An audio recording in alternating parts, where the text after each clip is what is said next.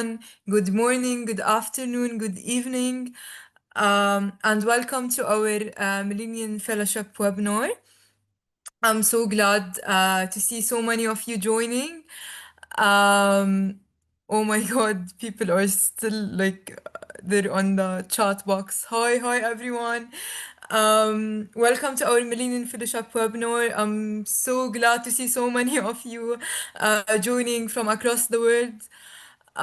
This is going to be exciting and inspiring session, so thank you for being here today. Um, oh my God, hi. So I'm gonna start by introducing myself. My name is Maya Makhamre, and I'm the campus director at the University of Page in Hungary. It's been such a privilege to work with fellows who are passionate about creating impact, and I'm thrilled to be moderating this session with you all. So Oh my God. Hi, Abdurrahman. Hi, Tom. Oh my God. We're so global. I love this. Because the heart of the Fellowship is our global community. Let's take a moment to connect. Please drop your name, your country, and the university in the chat box. I would love to meet everyone from here. And if anyone has their camera on and feels comfortable, I'd love to invite you to briefly unmute yourself and introduce your self live. I would love that. Oh my God, I'm good. Oh my God, hi Saura. Oh my God, we have people from Libya, from Switzerland, from Morocco, from Pakistan, from Dubai. Oh my God, hi. From Nigeria. Hi Abdul. How are you? I'm good. How about you? I'm very fine, and I'm really enjoying the Millennium journey for myself. So, what's your name? Where are you from? Where is your campus? Tell me everything.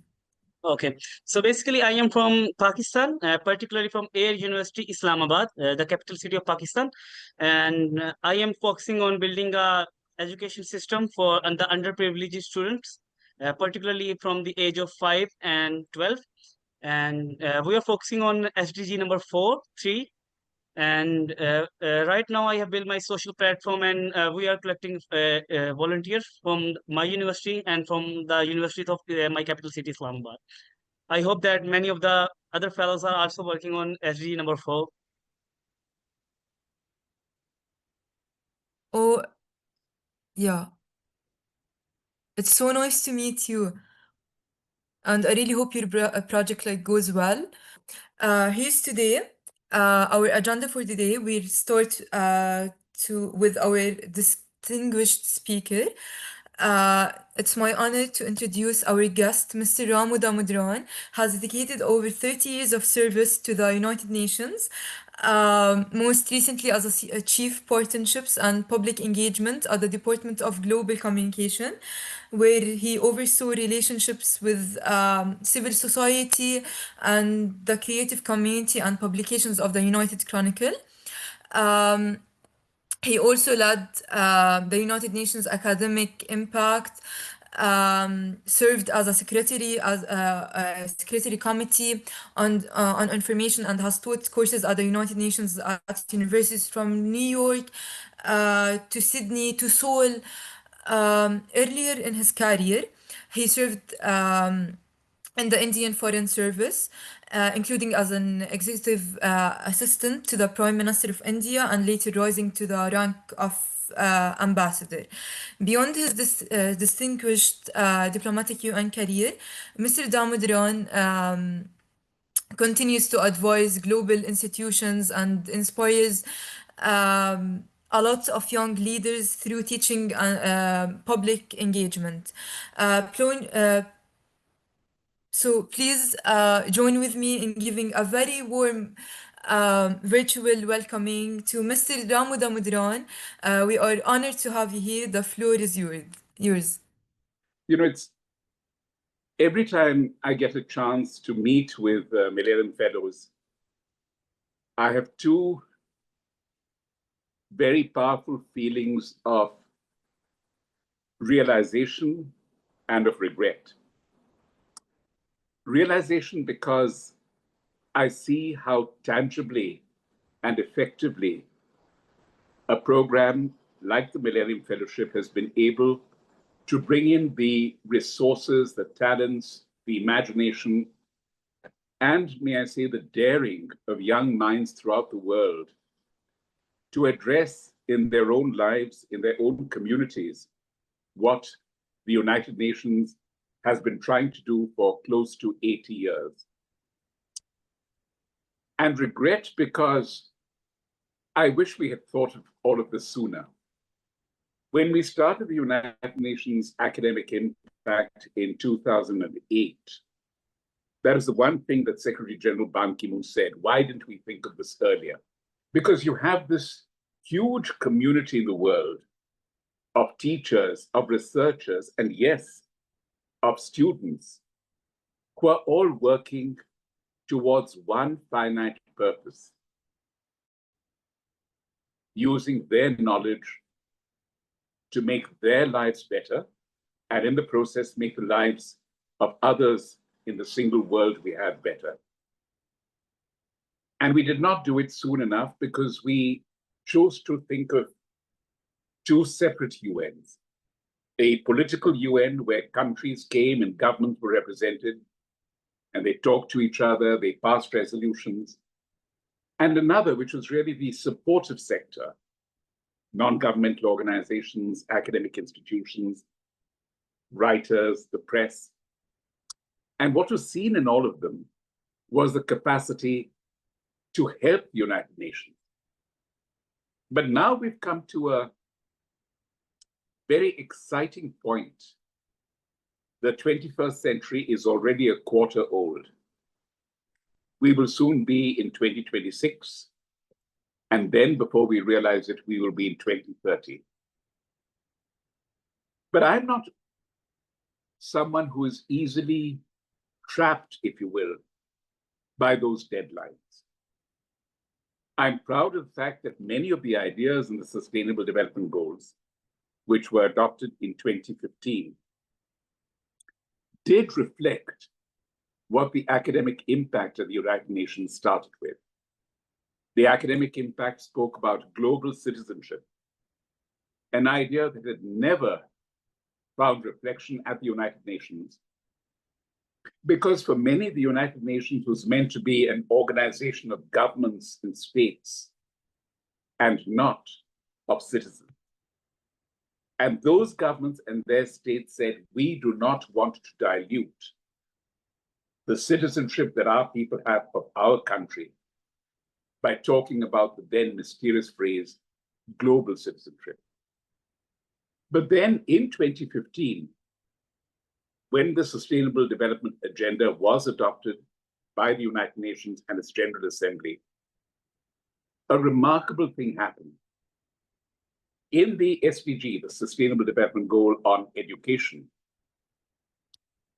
there was a pivotal paragraph, a paragraph 4.7, which included reference to global citizenship. And it's something that we see all around us today. Sitting here in my apartment in New York City, I see all these names of people who have joined from so many parts of the world. I see the possibility that each of these people, just as I do, have a fierce loyalty and belonging to the country that gave us birth. And our hope is that even as we can allow our country and our people to progress, we allow that sense of fulfillment and progress to extend to other people and other countries in similar situations. And this is so vastly different from the United Nations, where I first came as a delegate from India in 1986. What is that? Almost 40 years ago.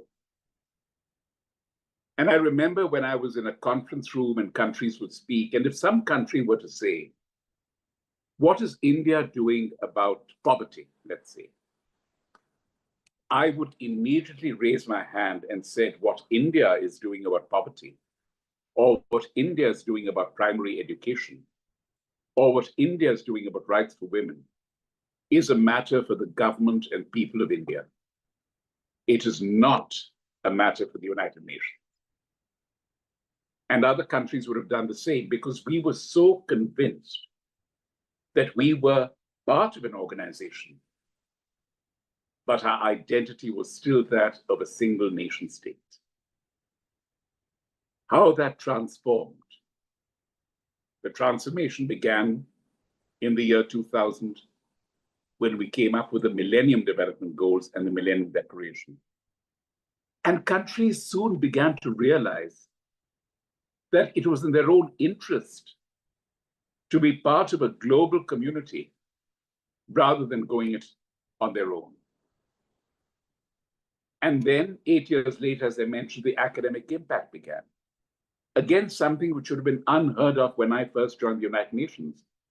Because you know what universities are like, you know what schools are like, you know what each one of you is like. You're not born to be politically correct. You're not born to say the right things at the right time. You're born for action, for doing things that need to be done, and for using the power of your mind, and more important, the power of your heart, to effect change and bring change and represent change. So that came about in 2008, the halfway point, if you will, between the Millennium Declaration and the Declaration on Sustainable Development. And then 2015, when the goals were articulated in very precise form. And it's a great tribute to countries there that they were able to distill all these goals into 17 points that you could read and truly get a sense of what our mission is. But beyond that, it was also a tribute to the fact that the United Nations had broken out of its conference rooms. It had broken out of its finite membership of countries and governments. It had broken out to embrace and reach the people, to reach students, to reach young and active minds who, one step at a time, one action at a time, would help it realize the one fundamental principle inherent in its charter, the Charter of the United Nations: the dignity and the worth of the human person. Friends, please keep that in your mind at all times. All that you do serves that goal. There's not one human being who deserves less dignity than you and I have, or you and I would assure to ourselves. And there is not one human being whose worth, in terms of mundane things like salary and pay and standard of living, or worth in the measure of her capacity to change the world to which she was born. There is not one person whose worth can be said to be less than yours or mine. But I do not need to tell you all of this.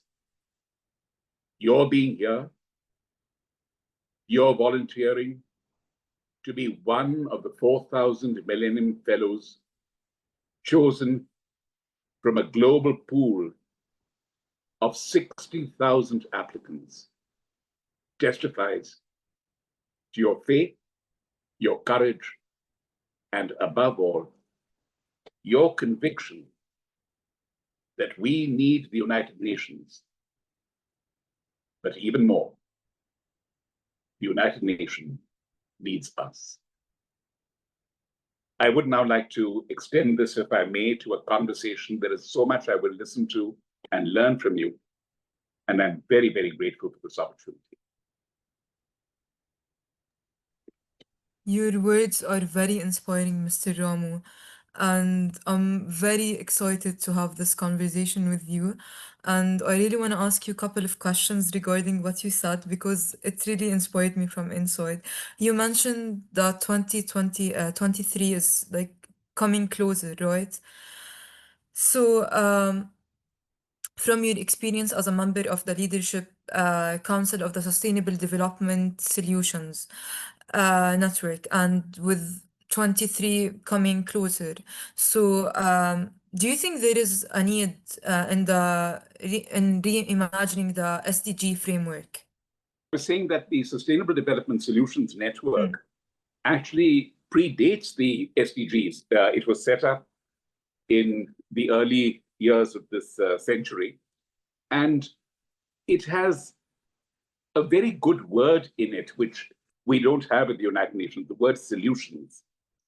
And the idea being that it is not a network of people. Yes, I'm on it, I've got friends who are on it, and we meet together, we discuss, and we come up with ideas. But it goes beyond the individual, it goes beyond the human person. It is a network of solutions. And by that, I mean, when any one of you come up with a solution of how to further sustainability, which is your theme this year, when any one of you comes up with an idea of how to further sustainability in your community or amongst people you know, you are creating a solution which, when part of this network, can be adapted and used by someone else. So we're really talking about a huge global conglomerate, if you will, of skill, talent, and imagination that leads to solutions. And when I talked about 2030 as a deadline set for the SDGs, I do want to say, with all respect, that we should not be overly preoccupied by it. Nothing dismays me more than hearing people say, okay, what after 2030? That will be discussed, that will happen, but you've got more than 5 years to go. Don't worry about not achieving by 2030 what you hoped to achieve by 2030. Worry instead about whether you're doing the best you can in 2025, 2026, 27, 28, 29, till you reach 2030 to make that realization a little easier.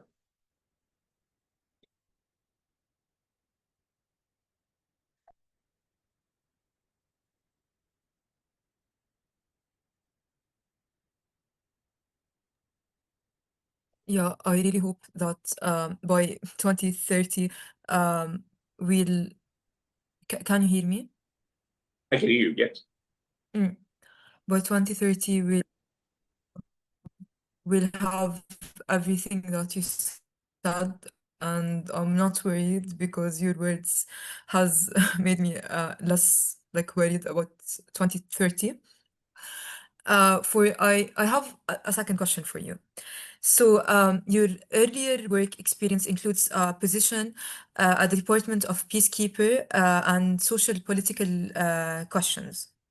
So in the 21st century, today, we are we see an unprecedented rise in conflict all around the world. How, in your opinion, like has this affected social entrepreneurships for young people? I really want to hear your opinion about that. I would say that the most obvious way in which it has limited the capacity of social entrepreneurship by young people or by people at any stage of life is the fact that so many of the very, very finite resources we have in the world today, including monetary or budgetary resources, are now being diverted to conflict. This is not a new realization or a new thought. Throughout the history of the United Nations, over 80 years, we've had this constant dilemma between the amount of money that nations invest in what they consider their military security and the amount of money that they're willing to put forward for social and economic development of their own people, and by extension, once you accept global citizenship, people around the world. So I cannot say that it has a tremendous impact. Having said that, what really moves me and what, in a sense, strengthens my belief in the community with which we are today is that they have been able, you have been able, why am I saying they? You have been able to be social entrepreneurs without depending upon financial resources. What you've done is to use two skills that you have in plenty. First of all, your own imagination, and secondly, your ability to connect.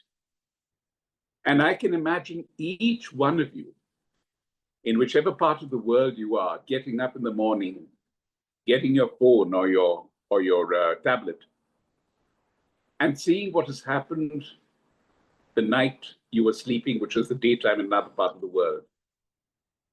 And then wondering, look, this is something interesting that's happening in Botswana. Let me reach out to this person. And then you find a contact, you send a message saying, how have you been able to do this in your community? Is it something I could do in mine? And then you get an answer.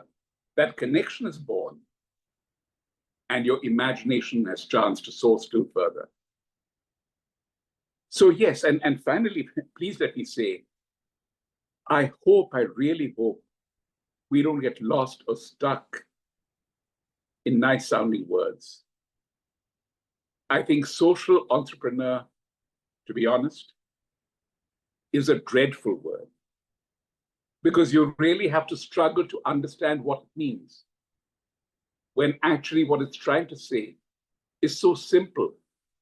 All it means is that you dare, as a student, as an individual, you dare to make a difference, and you dare to take that responsibility upon yourself. I really hope that too. Before moving to our next question, I want to make sure that you guys, the fellows, know that there is Q&A after that. You can ask your questions in the chat box, and then we'll get to them eventually. So, Mr. Ramu, prior to joining national government service, you worked in Indian mass media, right?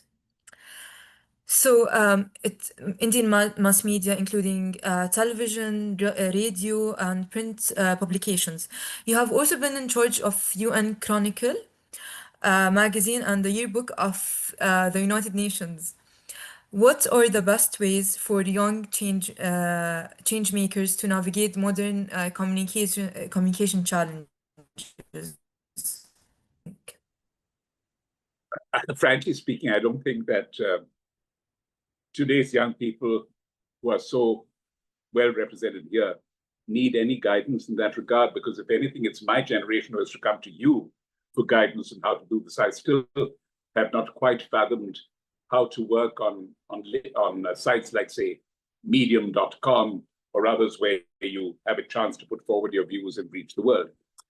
But what I will say, and I'm very grateful that you referred to that background of mine, what I will say is that it is essential for us to know that nothing we say or do, particularly online, is going to be completely private. And that is something which was not there when I was growing up. When I worked with All India Radio or Doordarshan, I went with a cassette recorder. I asked people questions, I recorded their answers. Then I came back to the studio, edited it into manageable bits, and then created a program of 20 minutes or half an hour. But what I did not include in the final recording, no one knew about except I or the person I'd interviewed. Today, it's not that way at all. People have access, for good reasons and for bad, to reach anything that we say or do online on the net. So I hope that will lead to two things. One, communication with a purpose, open communication. That when we communicate, we do so in a manner where we are simply not bothered about who reads it because it is something we stand by publicly. And secondly, also, I hope that it leads to a situation where communication itself becomes a source of power, of empowerment, because you reach out to people whom you simply did not know shared the same problems that you did, or your community did, and allow them to take that on. And that is a lesson I learned both in broadcasting and in print journalism, that you may do your best to create a product, but you have no way of controlling or knowing who is going to avail of that product and what difference it might make to her. Thank you so much for answering my question. It was a very inspiring thing. Mr. Ian Christian? Sorry if I'm pronouncing your name wrong. You yeah, hi. Please introduce Hi. yourself, your name, your university. Yeah, for sure. My name is Ian Christian, and I'm from Kenya, from the Cooperative University of Kenya. It's an honor to have you, Mr. Ramu Damodaran, and Maya as our host today. My Thank you so question much. is, thank you. My question is to you, Mr. Ramu, given that the work that we social entrepreneurs undertake is to solve wicked problems, there's really always a sense of, am I really making a difference? Am I really moving the needle? Is it really, really worth it? Because of the very small impact that we are able to drive in our quest to be able to change our communities. Maybe today, as an inspiration to all the fellows on this call, can you give us, what you have seen over the years, an example and a testament to how small efforts can really make meaningful change and maybe just change the world? Thank you. Thank you so much, Ian. That's a very, very thoughtful question. And I know that the standard reply to something like this would be to say that be confident in yourself and realize that if you have made change in the life of even one person, that change can multiply and be reflected in the lives of other people, both in your own environs and the environs of other people in the world. But you asked me to share with you any specific instance, so I will share one with you, which is, strange enough, an instance from a developed country, actually from the United States. We had a college in California, and there was a student there who had just begun college, and his grandmother lived not too far from the campus. So every Saturday or Sunday, he used to go and visit his grandmother and spend some time with her. And he discovered once when he went to see her that her eyesight was really getting very frail, and she had little difficulty moving around. And he said, "Can I help you at all?" And she said, "No, don't worry, actually. This is I've got used to it, so it's not such a big inconvenience." And she said, "There's only one thing I really miss." And he said, "What is that?" And she said, "Every morning at 11 o'clock, I make myself a hot cup of tea. And now what happens is that when I put the kettle on to boil and I put the tea bag in the mug, because of my eyesight, when I take up the kettle and pour the hot water into the cup, I can never tell when the cup is full. And inevitably, water spills out and makes a mess on the counter, and at times, it even burns my hand."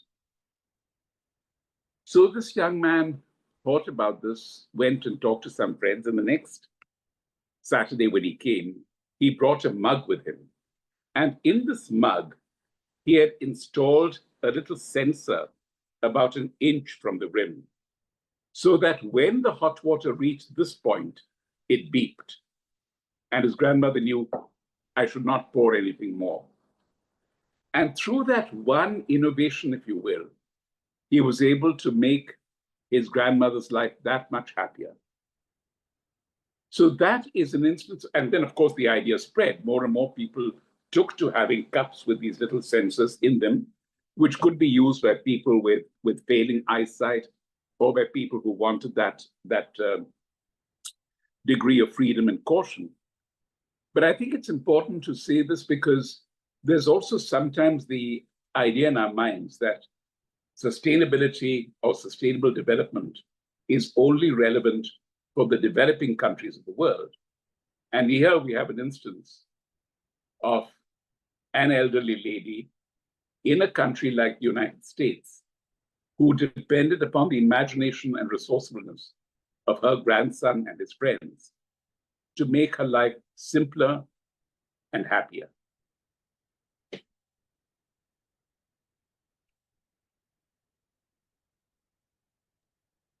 I really hope that answered your question, Ian. We will take some of the questions now. Hussein Mohladin, please ask your question to Mr. Ramu. Okay, thank you so much for giving me this chance. My name is Muhyiddin Abdullah. I'm a campus director in Zaytun University, Faculty of Medicine.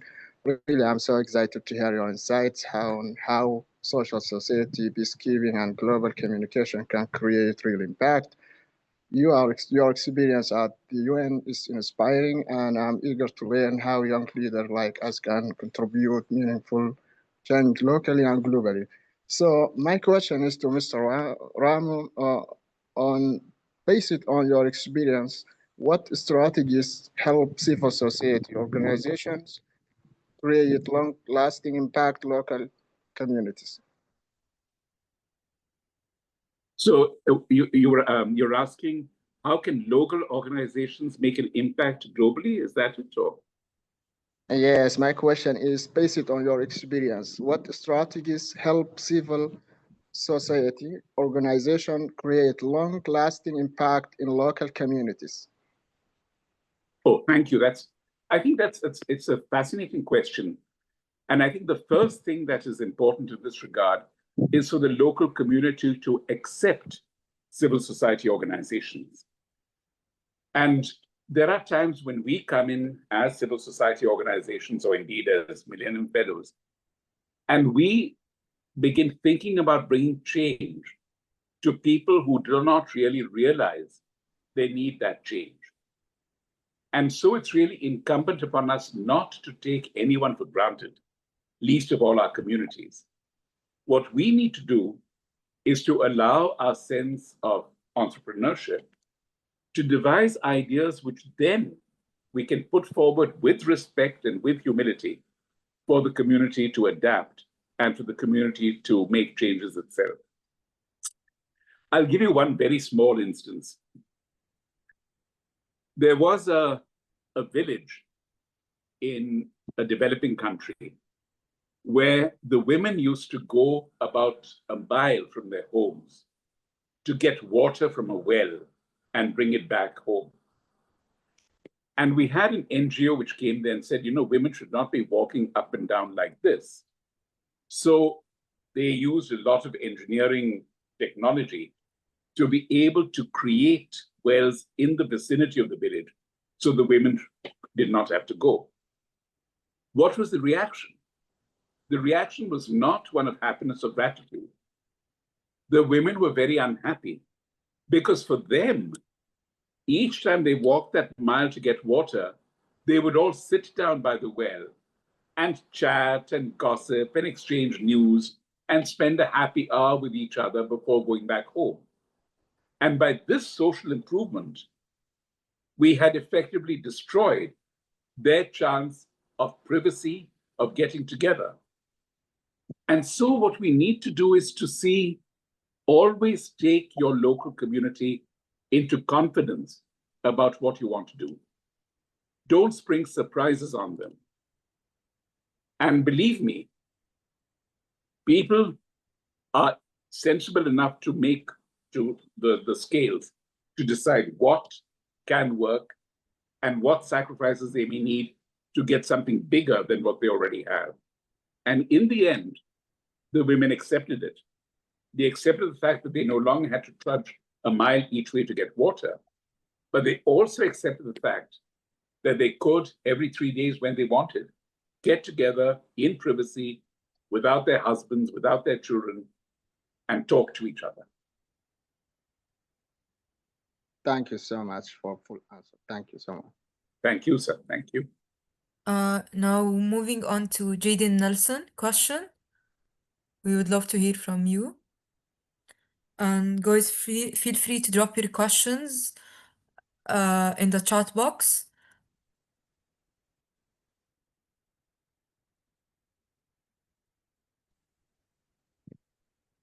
Hello guys, I'm Jaden from the University of Ghana. Thank you so much for the insightful discussion so far. So this is my question. I believe that policymaking and change are vital for achieving the SDGs. As Millennium Fellows, how can we effectively insert ourselves into the policymaking space and ensure that our voices and perspectives are heard, especially since we are young and may not have the same experience as policymakers? I would actually very, very respectfully disagree with you in the entirety of what you're saying, because I don't believe that policy or policy making is the most important thing when it comes to the SDGs. I think what is important is policy making based upon workable and efficient experience. And that is really where all of you come in. Because once you prove through your own efforts and through your own contribution that there is a way to realize the Sustainable Development Goals in your own community, or one of the goals, then that becomes elevated to or translated into policy where it is needed. But in some ways, I wonder, and this is purely a personal reflection, do we get a bit too entrapped or enraptured by policy to the exclusion of actual experience? And I think what we will find is that governments around the world, especially governments who have to fight elections and depend upon the goodwill of their people, will soon realize that policy will have to be ultimately shorthand for what is practically done on the problems that people face. And that's something which I cannot think of a better cohort to address than the Millennium Fellows. Thank you. Let's move on to the next question from Hitasha Kata. I would love to hear your question. Hey, hi Maya, and hello sir, Ramu sir. It is an honor to be here today and to hear all the wonderful insights from you. My question was regarding how do we actually approach these locals with our new initiatives, because a lot of people. I'm from India, by the way. I'm from Hyderabad, India, and so I find a lot of reluctance with the local community that I'm trying to work with. As a final year medical student, I am trying to start a new initiative like a medical camp, but it seems that there is a kind of a local resistance to this. And I want to make sure that what I am doing actually reaches the right people, because in India, we have a lot of government initiatives that offer free services and obviously free immunization schemes and everything from government side. But unfortunately, there is so many people that it isn't reaching as much as we planned that it would. How do we approach them to change the heart of the people to being more acceptive and more receptive to these concepts? That was my question. So would you please elaborate on that? No, thank you. And it's wonderful to hear from someone who is from a city that I've long loved and admired. I don't know if you are familiar with Project Madad, which was launched in Hyderabad just at the time of the COVID epidemic, where a group of expatriates, citizens of Hyderabad who had settled in the United States, got together and created camps to be able to give people vaccines against COVID and also help them to adapt to lifestyles which were very necessary to combat COVID at that time. And I think the success of Project Mother really brings home what you are saying. There are two things I would like to suggest here. First of all, we are blessed in India with an administrative system that we know as the IAS, which brings in people very young in their mid-20s and at the most early 30s to positions in the district. So I'm sure if you go to the districts around Hyderabad or Rangareddy or wherever you are and find the local sub-collector, you'll find someone who is not that much older than you and who would be excited at the possibility of bringing what you are doing as a civil society organization into the mainstream of district administration, and through district administration, the state level, and eventually the national level. So that would be one. The second is that always set your sights and your hopes for your projects within what your community or your society would define as reasonable. We should not be in a situation where we begin our projects saying that we are going to transform the entire administration of Telangana state or the administration of Hyderabad city. Because once you begin with that, I think I personally tend to disagree with the idea that you must reach for the stars in order to land on a tree. I think if you are sensible, you will aim for the tree. And in the process, who knows, you might well reach the stars.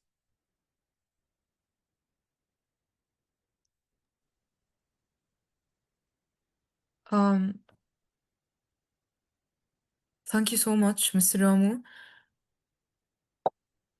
I have this question from the chat box. It really caught my eye, and I really would love to ask you this. It's a question from Tamar. How can young researchers and students like myself contribute to bridging the gap between academic documentations of indigenous knowledge and its actual application in the United Nations programs? A fascinating question. I think we do have, the United Nations, a very effective program on the indigenous people. We have an entire forum at the United Nations for the rights of indigenous people. But where we have been less than fully successful is exactly what you're saying. Harness some of the ideas and solutions that indigenous communities have for our own. Now, to go back to your core question, which I understood, is how can you, as a scholar on indigenous knowledge, how can you extend that scholarship and that knowledge to the United Nations, to others, is something which I have long hoped for. That is, whenever you write a research paper, and a research paper by necessity has to be a scholarly one. You have to have footnotes, you've got to have a tone that speaks of scholarship. But every time you do that, at the end, you should have just one paragraph or two paragraphs saying what you feel the United Nations could do practically to further the realization that your scholarship and your research have allowed. So always bring the United Nations into your conversation, and then wait for the United Nations to catch up with this and see how best they, either they as an organization or they as a community of governments and nations, can work together to help realize what you have been able to find out. This was such a powerful perspective from you. Thank you so much for sharing this with us. Mr. Ramo, I want to ask you, will you stay, because we have a lot of questions, will you stay for another 10 minutes or 15 minutes with us? Will you be able to do that? I unfortunately have another Zoom at 12. So I mean, I can stay till 12, but then I have to switch off, I'm afraid. Okay, no problem with that. Thank you so much. So to wrap up, thank you so much for the questions.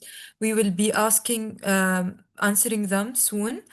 So thank you, Mr. Ramadan, for your inspiring remarks. Now we'd love to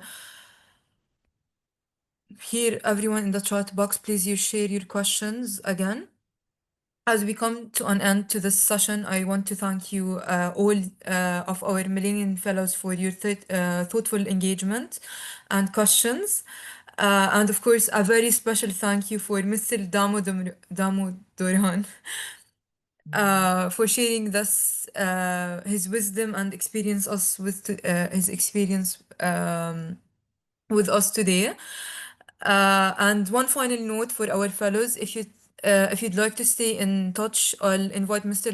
Damodaran to share his best way to connect. Since this webinar is being recorded, we encourage you to type your email or social media handles in the chat box. And Mr. Damodaran, do you have anything to share or say before we end this session? No, Maya, thank you so much. Thank you for being a very helpful and gentle guide and captain of this program, steering it through. And I'm never more moved than when being able to talk to people whom I wish I were more like when I was their age. That's the best way I can put it. And in a sense, technology is magnificent. It allows me to sit here and to hear and listen to you and reach all of you in so many parts of the world. But on the other hand, technology is also limiting because it doesn't afford the intimacy of meeting you all in a conference room or a college campus. So all I can say is thank you, thank you, thank you for all you're doing. Whatever you do in life, and I know all of you will do things that make you, your families, and your teachers proud. But always remember that this one title you have of being a Millennium Fellow will say it all to everyone, whomever you meet, whenever you meet them. Stay blessed, stay strong, and above all, stay relevant. Thank you. Thank you so much, Mr. Ramu. Thank you again, everyone, for joining today's Millennium Fellowship webinar. We look forward for seeing you at our upcoming global webinar, the Faculty of Panel, on September 24th at 8 a.m. ET. More details are already in your emails. Please check your emails. Until then, stay inspired, stay connected, and thank you once again for being part of this incredible community. Have a wonderful rest of your day. Thank you, Mr. Ramu, so much.